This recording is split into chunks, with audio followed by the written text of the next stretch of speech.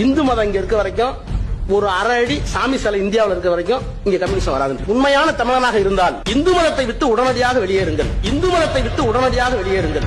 100 வருஷ கோயில் அடிச்சிருக்கேன். இதே டிஆர் பாலு சரஸ்வதி கோயில், லட்சுமி கோயில், இன்னொரு கோயில் என்ன சரஸ்வதி லட்சுமி, இன்னொரு கடவுள் பார்வதி கோயில். இந்த 3 கோயில நான் தான் இடிச்சேன்.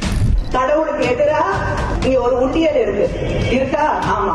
அதுக்கு எதுக்கு சென்டான் வச்சுட்டு ஒரு காவலாளி நிற்கிறான். கோயில் வாசலில் வாக்கு சேகரித்த ஸ்டாலின் நெற்றியில் குங்குமம் வைக்கப்பட்டது.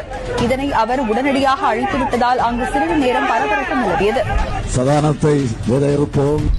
ஒருத்தர் இருந்ததாகவோ, அவர் இன்ஜினியரிங் படித்ததாகவோ, அவர் ஒரு பிரிட்ஜ் கட்டியதாகவோ சரித்திரம் இல்லை. புரோகிதர் சில மந்திரங்களை எல்லாம் எடுத்து சொல்லுவார். ஆனால் அதனுடைய உள்ளார்த்தத்தை கொஞ்சம் நினைச்சு பாத்தீங்கன்னா அவ்வளவு கேவலமான வகையிலே அந்த மந்திரங்கள் இருக்கும். கொசு, டெங்கு காய்ச்சல், மலேரியா, கொரோனா இதையெல்லாம் நம்ம எதிர்க்க கூடாது, ஒழித்து கட்ட வேண்டும். அப்படிதான் இந்த சனாதனம். ராமர் பிறந்ததுக்கு என்ன அட்டாச்சு? எங்கடா பிறந்தாரு?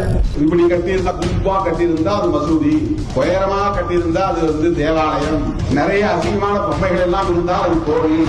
ராமர் தடவியதால் அணிலுக்கு 3 கோடு இருக்கிறது என்று சொன்னால் சீதைக்கு எங்கேயுமே கோடு இல்லையே, ஒருவேளை அவர் சீதையை தடவவில்லையோ என்கின்ற ஒரு சந்தேகம் இருக்கிறது. இந்துவாக இருக்கிற வரை சூத்திரன், சூத்திரனாக இருக்கிற வரை நீ விபச்சாரியின் மகன். எத்தனை பேர் விபச்சாரி மகனாக இருக்க விரும்புகிறீர்கள்? ராமனின் செருப்பு தான் 14 காலம் தேசத்தை ஆண்டதாக அவர்களின் புராணம் சொல்லுகிறது. செருப்பிலே சாணி முக்கி அடிக்கக்கூடிய அடி தினம் தினம் அவர்கள் மீது விழ வேண்டும். மகாபாரதம் முழுக்க முழுக்க விபச்சார ஏடு, அவ்வளவுதான். அது போரா விபச்சாரத்திலேயே பிறந்து விபச்சாரத்தையே வளர்ந்து விபச்சாரத்தையே முடிஞ்ச கதை.